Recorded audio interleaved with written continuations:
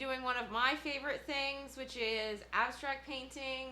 I love using a mixture of textures and finishes to come up with something really unique. I just like the way that paint looks just as paint. You don't even have to paint a thing, just paint the paint. Full disclosure, the painting's already done, and I will say that I did the thing that you're not supposed to do with abstract art. I went past the point of where I should have stopped. Basically, I really liked it at one point, and then I did one more thing that I didn't like, and then I had to fix that. Overall, I think I'm happy with the final product. Basically, I just want to encourage you to play around with paint. So, let's see how it goes. I found this canvas on the curb, thrown away after a garage sale. Even for 50 cents, nobody wanted it. So I'm going to gesso over it and try to make it into something somebody might pay 50 cents for. Maybe more. Who knows? My hope with this channel is to inspire people to reduce and reuse. Like, there's better artists than I am who can teach you the skills that you want to learn, but I'm here to talk trash, literally. Waste not, want not. It's more than a cliche to me. I'm able to get almost everything I need just with stuff that other people don't want. This is what I really want to teach people, the way of the trash panda. So on this channel, you're going to see lots of thrifted makeovers, upcycled furniture, most of which I find on the curb. I make costumes, I alter clothing, everything I can do to make use of other people's unwanted items and divert from landfills. I've had these 2 jars of confetti for ages, probably a decade. So I dumped one into some paint. Listen to that squish. I also had some crackle medium that I thought was too old to activate, and I just added it in with the mix. Turns out it wasn't too old, and I did get some crackling when it dried, but that's fine. Sort of the fun of abstract, non representational type art. You just experiment and enjoy the process. I like to do my base layer with the same color as my background because I don't want the smear marks to show in the final piece. This layer is just to add some unpredictability in how the paint that I add later will behave. I hand paint each little lump in a contrasting color.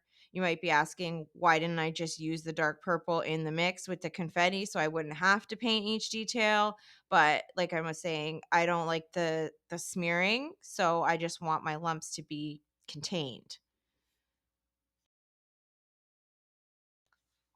I propped it up and then I just went off with the drizzling paint.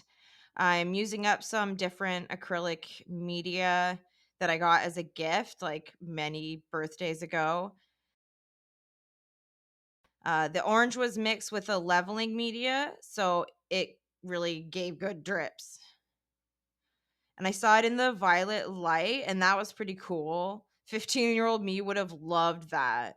Who else had a black light phase in their teens? Am I right? This pink is the first thing I would not keep if I could redo this process. I just don't think the color fits in the scheme. Most of it gets covered, but this is one of several steps that I would skip in hindsight.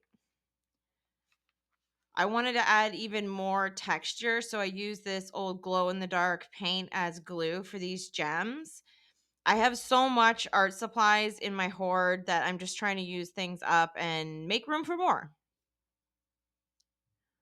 I was hoping the glow in the dark would also glow in the violet light, but actually it was too old to activate, unlike the crackle medium, which did actually activate even though it was older. And then I lost the footage somehow or didn't press record for the next layer, but I have this after shot. And then Moose on the loose, my cat Moose. I use the same light blue as the edge color because I like to contrast my edges rather than continue over the edge, but you can do either way. It's fine. Just finish your edges. I thought it needed more bulk, like maybe this burlap scrap will add some cool sculptural element. Like abstract art is all about balance. I shoved the burlap in a jar of paint, just really squash it down, get real gloopy, working it through the fabric to fully saturate it. Now for the placement, it's a one-shot deal, no take backs. Here's where I should have stopped. Bask in it before I give in to the temptation to take my paint covered hands and ruin the whole thing with my cringy handprints. And more handprints. And more handprints. And more handprints. And more handprints.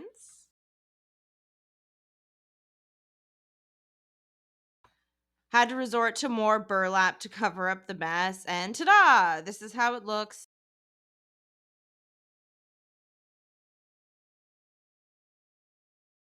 This is how it looks in violet light.